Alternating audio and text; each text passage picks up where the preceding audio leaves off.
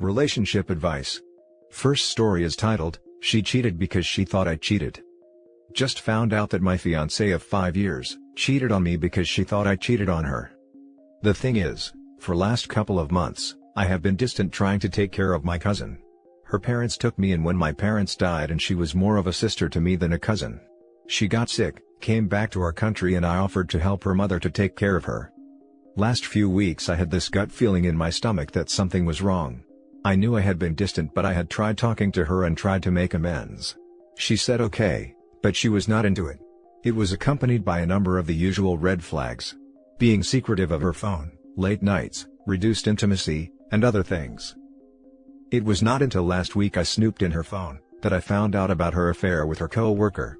I confronted her immediately, denied at first, showed her the proof and broke down admitting to cheating. When I asked why, she said because I had been distant and thought I was cheating. That all the late nights and times I didn't answer the phone, she thought I was cheating, even despite assuring and showing her that I was not. She apologized and cried, telling me not to leave her and asking for another chance. That she loves me, and she was dumb and made a mistake.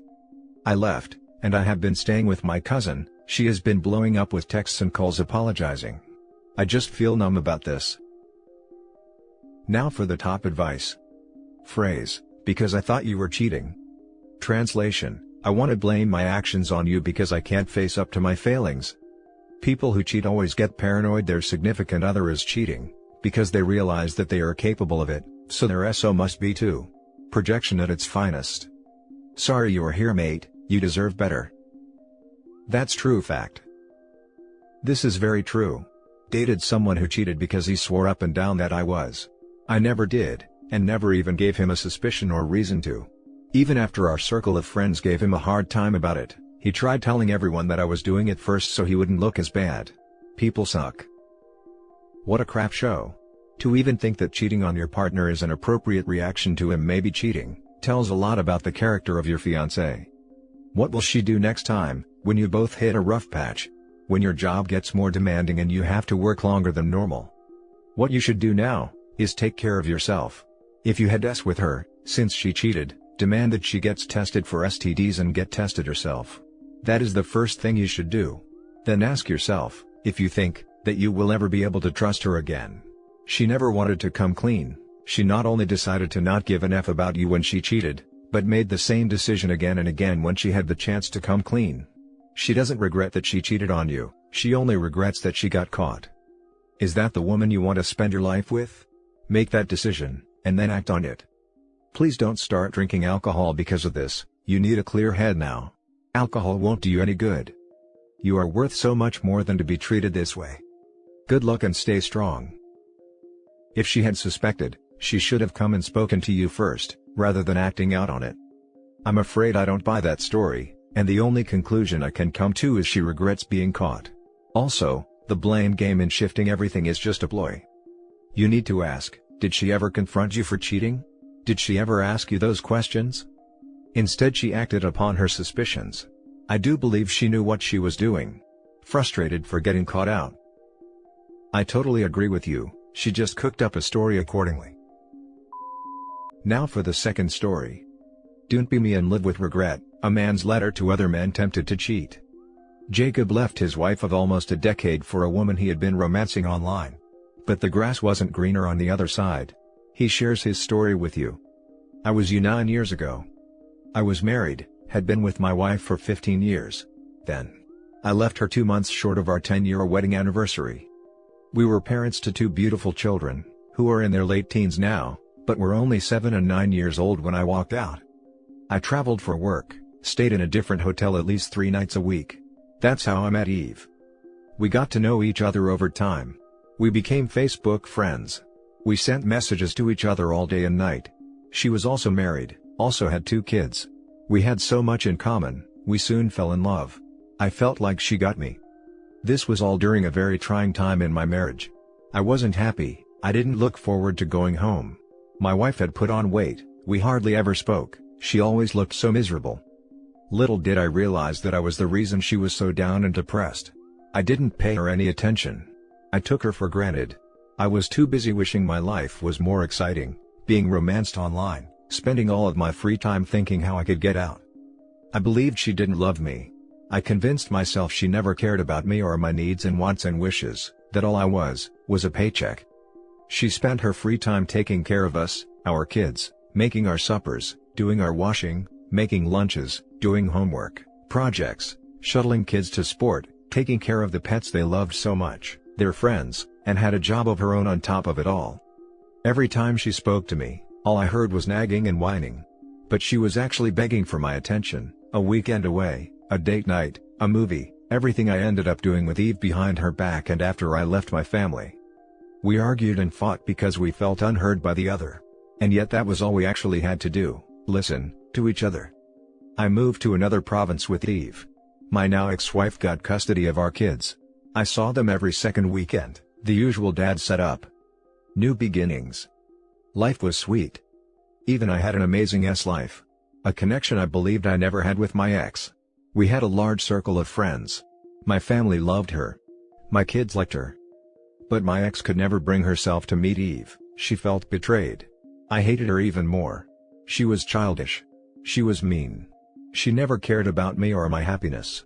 I didn't care about my ex's feelings when I posted photos of us on Facebook. I had even a whole new life and it was fantastic. We were together for about 6 or 7 years but never married. We believed marriage was not our thing. I believed that after 15 years with my ex, we'd given it all we could and our time together was up. There was nothing we could do to salvage our relationship or marriage. Eve was my future. Eve was who I should have been with all along. Eventually, no matter how well we got along in the beginning, no matter how well I thought she got me, no matter how good the was, the honeymoon came to an end. Eve and I started snapping at each other. Little fights here and there. I had a moment of pure realization one night, at about 2 a.m. I realized that I missed the woman who created my first home and family. I realized that if I'd treated my ex-wife the way I'd treated Eve, used the hours I spent wooing Eve on my ex, she'd have bloomed. If I'd stopped being negative about her and our relationship to my family and friends, they wouldn't have been so negative to her and she wouldn't have pulled into herself and shied away. She became someone I convinced myself I no longer knew or got along with because I never gave her the time and affection and attention she craved and deserved. I thought I had, but when I got down and really thought about it, I never really did. I never really let her in. I had ended my marriage years before with the simple decision that she was no longer who, or what I wanted. And I'd convinced my family and friends the same, that she was no good for me. Regret sets in. But I was wrong. I missed the best years of my kids' lives. Missed being a family with them. I let their mother battle with raising them alone. Yes, I helped financially, but a man living outside his family has no real idea what the costs are on the single mother. While even I ate steaks on the weekends, my ex-wife was living on egg and toast. And do you know that she never complained? She never demanded more money out of me. She never stopped me from seeing the kids. Never said no if I changed plans on her at the last minute. She gave up her weekends so that my mother could spend time with her grandchildren. She left me to get on with my life with Eve, even though it must have killed her. Like any relationship, it had started out good, great in fact, but when it go bad, I decided to leave. I walked out and divorced a woman who, and I can only see this now, would have done anything for me. But I told myself she wouldn't or couldn't. My ex-wife stayed single for 8 years. She dated but never got involved. Her being single was also a kind of affirmation for me, that no one wanted her, that everything I'd decided she lacked, so did other men. She actually stayed single to focus on our children. Too late.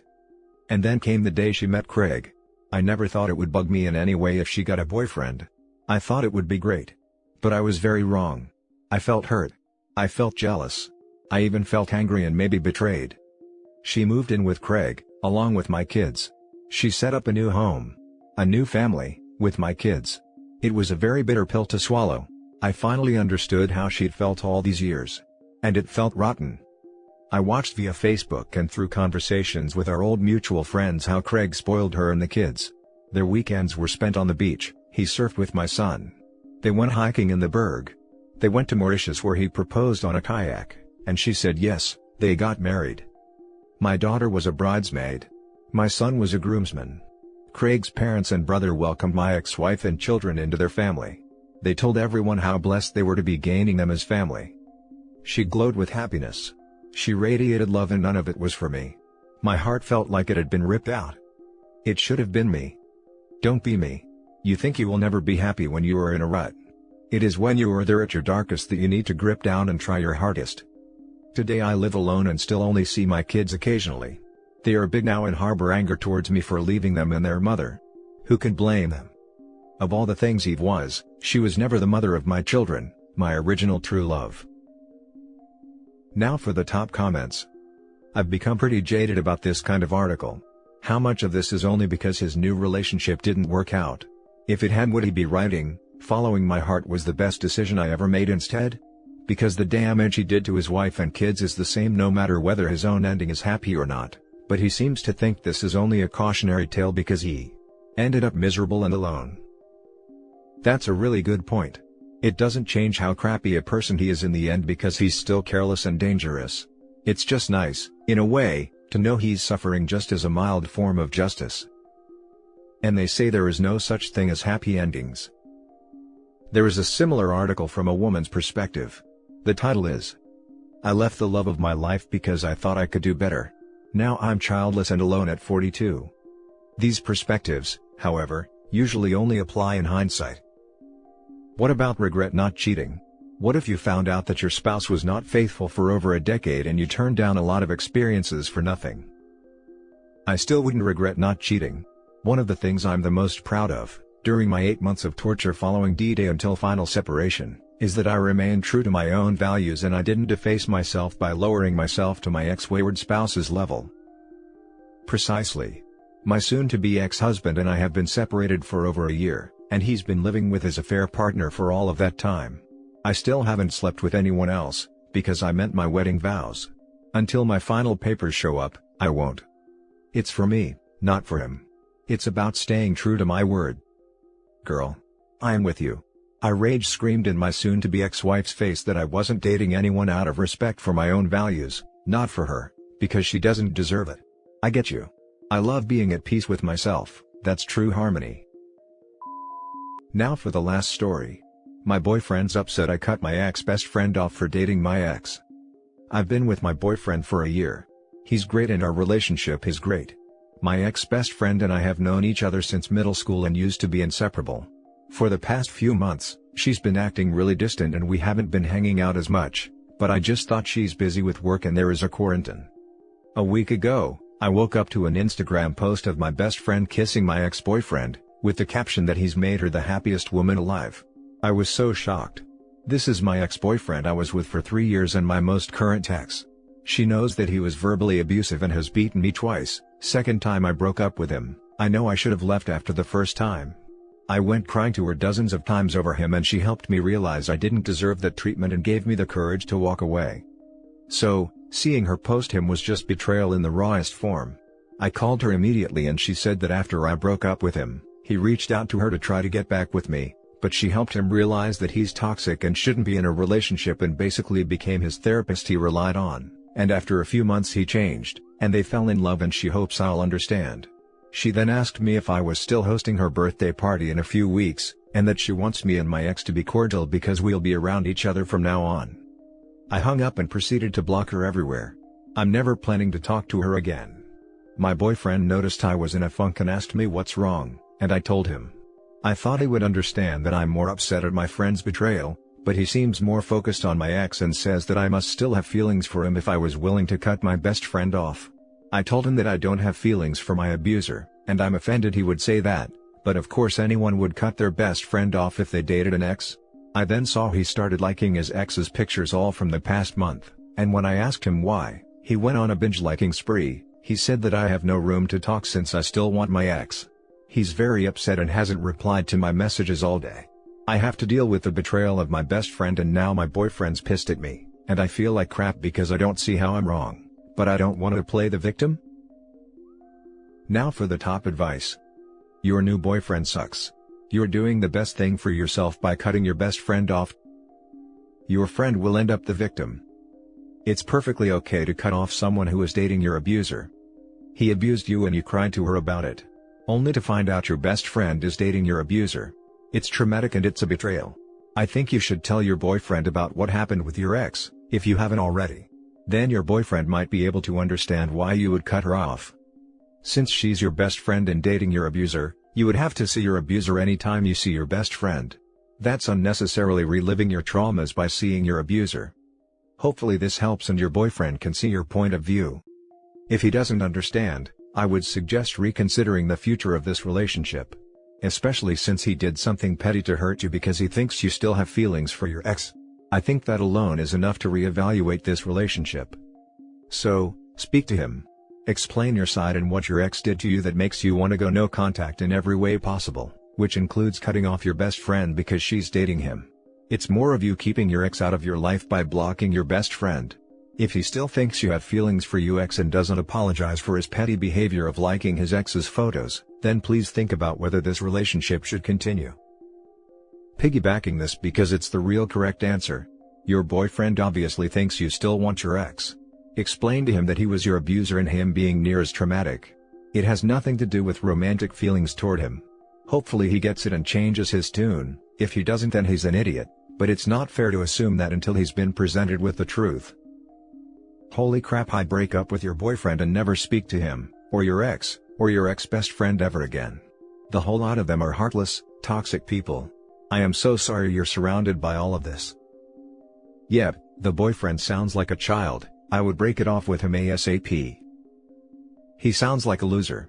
My boyfriend cut off his friend for dating an ex because, like you said, it's a betrayal. I didn't feel any type of way about it because I would have done the same. And that's it for this video, guys. If you have thoughts to share, leave a comment below. Don't forget to hit like and subscribe if you like this content. I'll catch you in the next one. Good day, everyone.